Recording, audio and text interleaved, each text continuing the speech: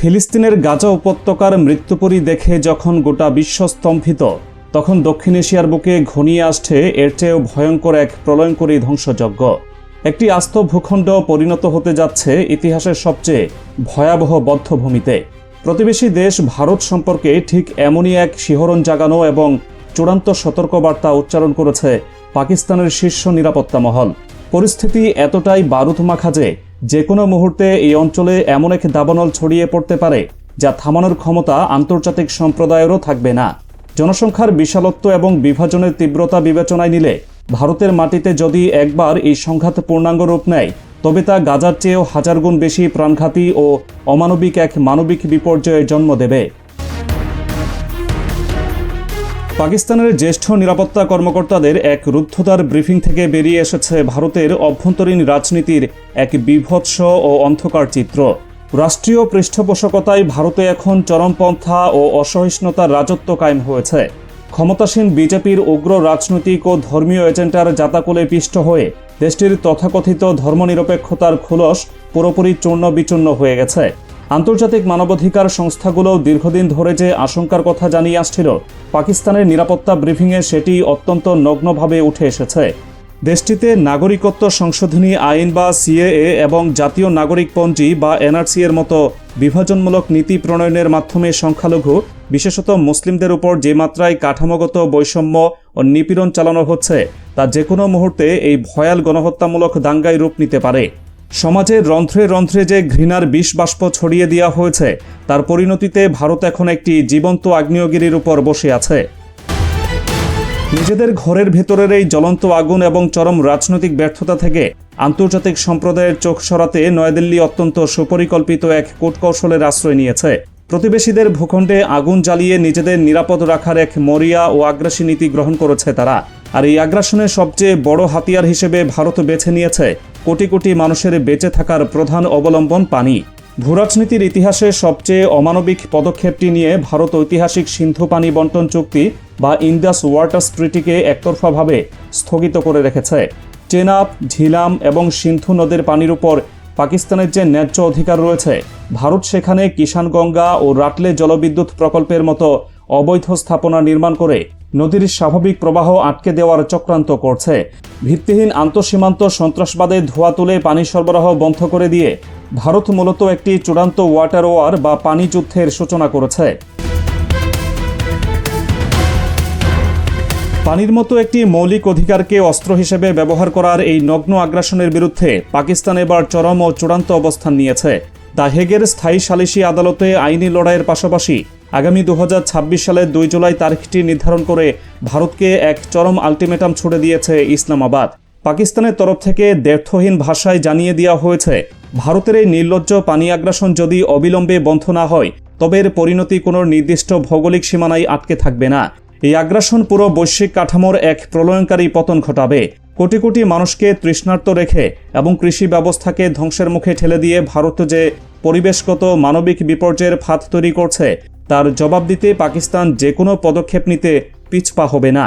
এটি শুধু কোনো হুমকি নয়, বরং নিজেদের অস্তিত্ব রক্ষার এক চূড়ান্ত ঘোষণা। ভারতের এই নগ্ন আগ্রাসনের আরেকটি জ্বলন্ত এবং মর্মান্তিক প্রমাণ হল কাশ্মীর উপত্যকা। 2019 সালের আগস্ট মাসে 370 ধারা বাতিলের পর থেকে কাশ্মীরকে বিশ্বের সবচেয়ে নিশ্ছিদ্র এবং শ্বাসরুদ্ধকর সামরিক অবরুদ্ধ অঞ্চল হিসেবে পরিণত করেছে ভারত। সেখানে মুক্ত বাতাসের চেয়ে বারুদের গন্ধই বেশি।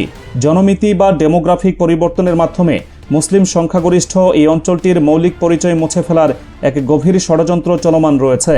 স্বাধীনতাকামী কাশ্মীরি জনতার ন্যায্য অধিকার আদায়ের আন্দোলনকে কালিমালিপ্ত করতে ভারত এক ঘৃণ্য ও অমানবিক পথ বেছে নিয়েছে। নিজেদের সামরিক বাহিনীর উপর নিজেরাই পরিকল্পিত হামলা চালিয়ে তার দায় নিরীহ কাশ্মীরি এবং পাকিস্তানের কাঁধে চাপানোর যে তথাকথিত ফলস ফ্ল্যাগ বা সাজানো অপারেশন, তা ভারতে দীর্ঘদিনের পুরনো নাটক। আন্তর্জাতিক সম্প্রদায়কে ধোঁকা দিতে এবং উপত্যকায় সীমাহীন সামরিক আগ্রাসনকে বৈধতা দিতে এই সাজানো হামলার স্ক্রিপ্ট তারা বারবার ব্যবহার করছে।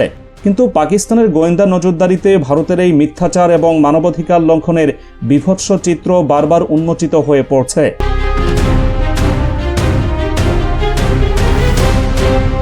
শুধু সামরিক আগ্রাসন বা অস্ত্রের ঝনঝনানি নয়, খোদ ভারতের ভেতরে সংবাদ মাধ্যম এবং মত প্রকাশে টুটি চেপে ধরা হয়েছে নির্মমভাবে। সত্য প্রকাশে সেখানে অলিখিত নিষেধাজ্ঞা চলছে। স্বাধীন সাংবাদিকতাকে রাষ্ট্রদ্রোহিতার তকমা দিয়ে সাংবাদিকদের কারাগারে নিক্ষেপ করা হচ্ছে। পুরো গণমাধ্যমকে পরিণত করা হয়েছে সরকারের আজ্ঞাবহ প্রচার যন্ত্রে। নিজেদের দেশের ভেতরে যখন সাধারণ মানুষের অধিকার ভুলুণ্ঠিত, তখন শাইনিং ইন্ডিয়া বা অখণ্ড ভারতের মতো মরীচিকা দেখিয়ে তারা মূলত নিজেদের নগ্ন সম্প্রসারণবাদী লালসাকে চরিতার্থ করতে চাইছে। এই অবাস্তব ও উগ্র লক্ষ্য বাস্তবায়নের জন্য ভারত পুরো দক্ষিণ এশিয়াকে এক অস্থিতিশীল মৃত্যুফাদের দিকে ঠেলে দিচ্ছে। প্রতিবেশী দেশগুলোর সীমানাকে তারা সম্মান করতে নারাজ। আন্তর্জাতিক বিশ্বে নিজেদের ইমেজ ধরে রাখার আড়ালে ভারতের গোয়েন্দা সংস্থাগুলো প্রতিবেশী দেশে কিভাবে সন্ত্রাসী কর্মকাণ্ড পরিচালনা করছে, পাকিস্তানের নিরাপত্তা ব্রিফিংয়ে তারও ভয়ঙ্কর প্রমাণ তুলে ধরা হয়েছে। পাকিস্তানের ভেতরে অস্থিতিশীলতা ছড়াতে নিষিদ্ধ ঘোষিত জয়েন্ট আওয়ামী অ্যাকশন কমিটির মতো বিচ্ছিন্নতাবাদী গোষ্ঠীগুলোকে পেছন থেকে পূর্ণাঙ্গ অর্থায়ন ও মদত দিয়ে যাচ্ছে ভারত। বালুচিস্তান থেকে শুরু করে পাকিস্তানের অন্যান্য সীমান্তবর্তী অঞ্চলে ভারতের গুপ্তচর বৃত্তি এবং সন্ত্রাসী গোষ্ঠীগুলোকে অস্ত্র সরবরাহের বিষয়টি এখন দিবালোকের মতো স্পষ্ট। নিজেদের ভূরাজনৈতিক স্বার্থ হাসিলের জন্য ভারত এই গোষ্ঠীগুলোকে হাতিয়ার হিসেবে ব্যবহার করে পাকিস্তানের জাতীয় নিরাপত্তাকে বিঘ্নিত করার নিরন্তর অপচেষ্টা চালিয়ে যাচ্ছে।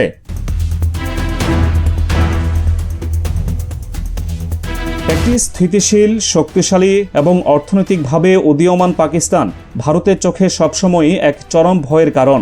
পাকিস্তানের এই অগ্রগতি এবং সামরিক স্থিতিশীলতা কোনোভাবেই সহ্য করতে পারছে না নয়াদিল্লি। আর ঠিক এই কারণেই ভারতীয় গণমাধ্যম এবং তাদের শীর্ষ রাজনৈতিক নেতারা দিনরাত পাকিস্তানের সশস্ত্র বাহিনী এবং রাষ্ট্রীয় প্রতিষ্ঠানগুলোর বিরুদ্ধে মিথ্যা, বানোয়াট ও নেতিবাচক প্রচারণায় লিপ্ত রয়েছে। তারা প্রতিনিয়ত এক মনস্তাত্ত্বিক যুদ্ধ চালিয়ে যাচ্ছে। কিন্তু পাকিস্তানের শীর্ষ নিরাপত্তা মহল থেকে আজ এক কঠিন বার্তা দেওয়া হয়েছে। ভারতের এসব ফাঁকা বলি সাজানো নাটক আর সামরিক আগ্রাসনের হুমকিতে পাকিস্তান তিল পরিমাণও বিচলিত নয়। পানিযুদ্ধ থেকে শুরু করে সীমান্ত আগ্রাসন কিংবা অভ্যন্তরীণ নাশকতা, ভারত যদি কোনো ধরনের সামরিক বা স্নায়বিক সংঘাতের পথ বেছে নেয়, তবে পাকিস্তান তার প্রতিটি পদক্ষেপের এক বিধ্বংসী ও নির্মম জবাব দিতে সম্পূর্ণ প্রস্তুত রয়েছে। ইতিহাস সাক্ষী, যখনই কোনো উগ্র জাতীয়তাবাদী এবং সম্প্রসারণবাদী রাষ্ট্র নিজেদের অভ্যন্তরীণ চরমপন্থাকে প্রশ্রয় দেয় এবং প্রতিবেশীদের ধ্বংস করার নেশায় মেতে ওঠে, তখন সেই আগুনেই শেষ পর্যন্ত তাদের নিজেদের পতন ঘটে। ভারত বর্তমানে ঠিক সেই আত্মঘাতী পথেই হাঁটছে। ধর্মান্ধতা, সামরিক দম্ভ এবং পানি আগ্রাসনের মতো মানবতা বিরোধী অপরাধের মধ্য দিয়ে নয়াদিল্লি নিজেদের রাষ্ট্র কাঠামোর ভিতকেই ধ্বংস করে দিচ্ছে। গাজার মতো একটি ধ্বংসযজ্ঞের স্বপ্ন যারা বুনছে, তারা ভুলে যাচ্ছে যে দক্ষিণ এশিয়ার ভূরাজনীতি সম্পূর্ণ ভিন্ন।